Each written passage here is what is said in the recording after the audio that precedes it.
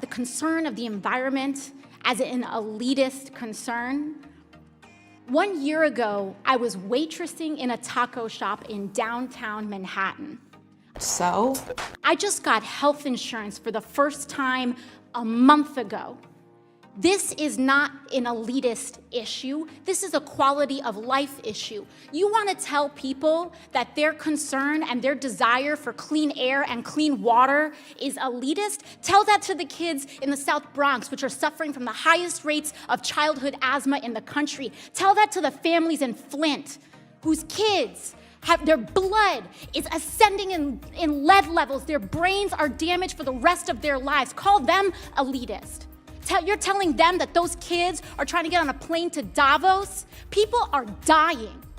You're absolutely right. They're dying. And the response across the other side of the aisle is to introduce an amendment 5 minutes before a hearing in a markup. This is serious. This should not be a partisan issue. This is about our constituents and all of our lives. Iowa, Nebraska, broad swaths of the Midwest are drowning right now, underwater. Farms, towns that will never be recovered and never come back. And we're here and people are more concerned about helping oil companies than helping their own families? I don't think so. I don't think so. This is about our lives. This is about American lives. And it should not be partisan. Science should not be partisan. We are facing a national crisis. And if we do not ascend to that crisis, if we do not ascend to the levels in which we were threatened at the Great Depression, when we were threatened in World War II, if we do not ascend to those levels, if we tell the American public that we are more willing to invest and bail out big banks than we are willing to invest in our farmers and our urban families, then I don't know what we're here doing. Really? I don't know what we're here doing. You know, we talk about cost. We're gonna pay for this whether we pass a Green New Deal or not. Because as towns and cities go underwater, as wildfires ravage our communities, we are going to pay. And we are either gonna decide if we're gonna pay to react or if we're gonna pay to be proactive. And what we know is that prevention, you know, when you spend less money on prevention, you can prevent a lot of that damage from happening in the first place. So That's correct. it's not a question of whether we're gonna spend the money, because I'm very sad to say that the government knew that climate change was real starting as far back as 1989 when NASA was reporting this. And the private sector knew way back in the 1970s. So we had until around the time I was born to address this issue. I wish it didn't have to cost so much, but I'm gonna turn 30 this year, and for the entire 30 years of my lifetime, we did not make substantial investments to prepare our entire country for what we knew was coming. So now it's coming all up at the end. It's like when we live our whole lives and we don't eat healthily and we don't move and we pursue unhealthy activities. And then at the end of our lives, our healthcare costs are very high. We have the choice to lower the cost now, because I can tell you the cost of pursuing a Green New Deal will be far less than the cost of not passing it. And with respect to our brothers and sisters and neighbors that are in agriculture, bring them to the table. Let's hold hearings. Let's add provisions. Let's amend the legislation to accommodate for the just transition and for the encouragement of those industries to grow. And I would also encourage to my colleague on the other side of the aisle that thinks we're trying to ban cows to actually read the resolution and understand that there's nothing to that effect in the legislation. And not only that, but we're trying to invest in these communities and our agricultural workers so that they can enjoy prosperity into the next century. I feel like I need to explain something that I'm shocked that this has to be explained. Okay. We are on the Financial Services Committee, and I'm trying to figure out whether people understand the difference between a capital expense and an operating expense. If you spend less money on energy, you save money. This is not complicated. Nobody gives fuel away for free. If you want to spend less money on energy, you're going to have to invest in capital that lowers the cost of energy. I see. I've done that over the course of my career to the tune of about $200 million. If you need explanation, come and meet me.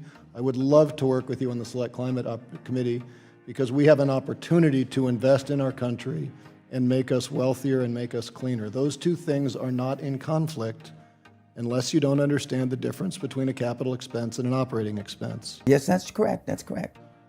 So if you have committed your career in this body or otherwise to making our country wealthier and cleaner, God bless you. If you have committed your career to blocking investments in energy efficiency, to intentionally confusing different types of expenses to make our economy dirtier and less competitive, shame on you. That's not funny, Proctor. No, sir. I'd like to thank all of our witnesses for coming here today to testify on very important aspects of one of the most pressing issues of our time. Dr. Garvey and Dr. Hoffert, is climate change real? Climate change has been taking place over all geologic history.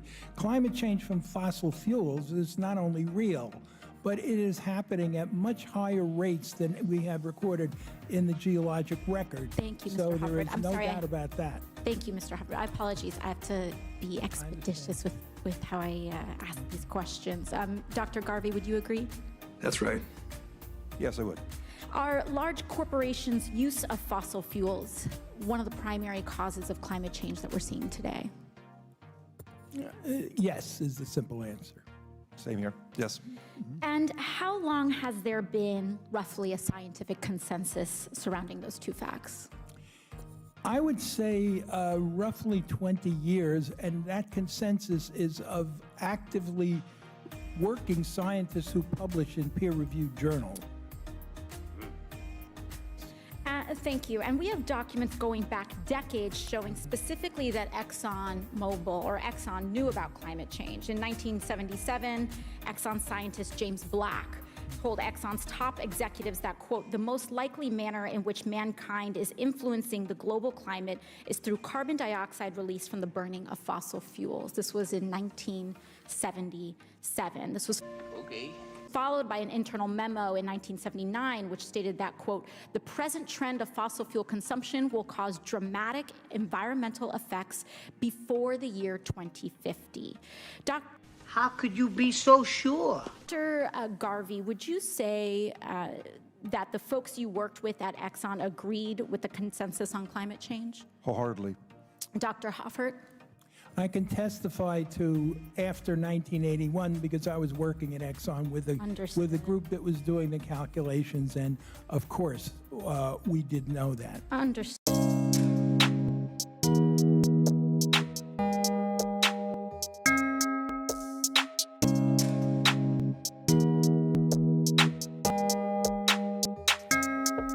Like an angel is one in the old sky. A boy with dream we enter fight through mountain of challenge reaching high. He asked me like an angel in the outdoors sky. In the brim of brim where aspiration lie. Like anger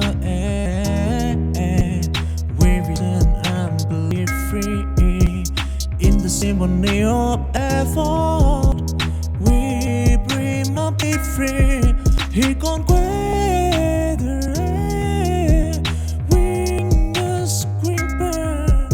So why anger aspiration in the vulnerable soaring to challenge like the wing of a tropic every true. As the terminal flap, a yearning of a boy to the sky above.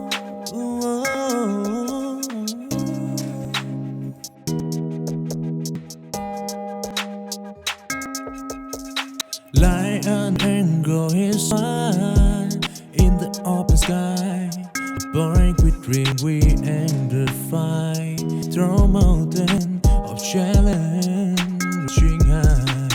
He asked me like an angel in the outdoors sky. the brim of the brim, where aspiration lie another air, where vision and belief free in the symphony of effort. We bring up bleed free. He can't weather wing a screamer. So why anger aspiration in the river about soaring to challenge like the wing of a dove with every true as the terminal blood. A yearning of a boy to the sky.